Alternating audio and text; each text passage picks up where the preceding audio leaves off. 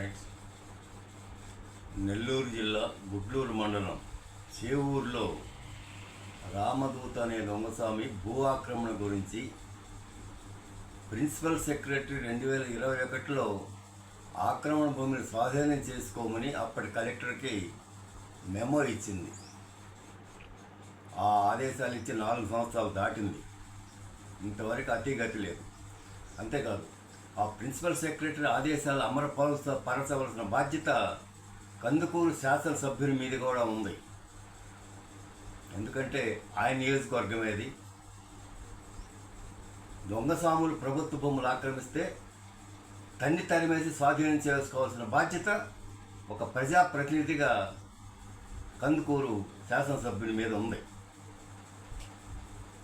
ఇప్పుడు ప్రభుత్వ భూములు ఆక్రమించిన దొంగస్వామిని మీద పోరాడి హేతువాద సంఘము ప్రిన్సిపల్ సెక్రటరీ చేత మెమో ఇప్పించింది. ఆ బాధ్యత వాస్తవంగా ప్రజాప్రతినిధుల మీద కూడా ఉంది.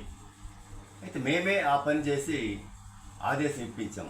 దాన్ని అమలుపరచవలసిన బాధ్యత ఒక ప్రజాప్రతినిధిగా కందుకూరు శాసనసభ్యుల మీద ఉన్నది. ఎందుకు తప్పించుకుంటున్నాడు?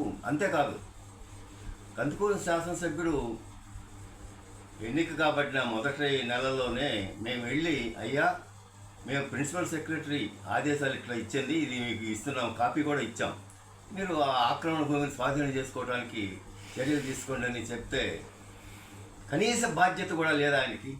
లేకుండా ఆ మరుసటి రోజు రెండో రోజు వెళ్ళి ఆయన స్వామి కాళ్ళ మీద పడ్డాడు. ఇది ఒక ప్రజాప్రతినిధిగా ఏమాత్రం బాధ్యత లేని వ్యక్తిగా ఆయన ప్రవర్తన కనిపిస్తుంది. కనుక ఇప్పటికైనా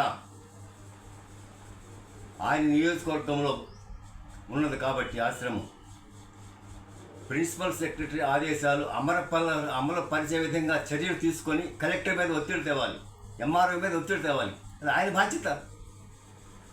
మేము చెప్పాల్సిన పనిలే. ఒక ప్రజాప్రతినిధిగా ఆయన మీద బాధ్యత ఉంది. మరి ఆ బాధ్యత ఇప్పటికైనా దొంగస్వామి ఆక్రమించిన భూముల్ని స్వాధీనం చేసుకునే విధంగా చర్యలు తీసుకోవాలి, లేదా ఆయన ఆ పదవికే అనర్హుడుగా హేతువాద సంఘం భావిస్తుంది. Thank you.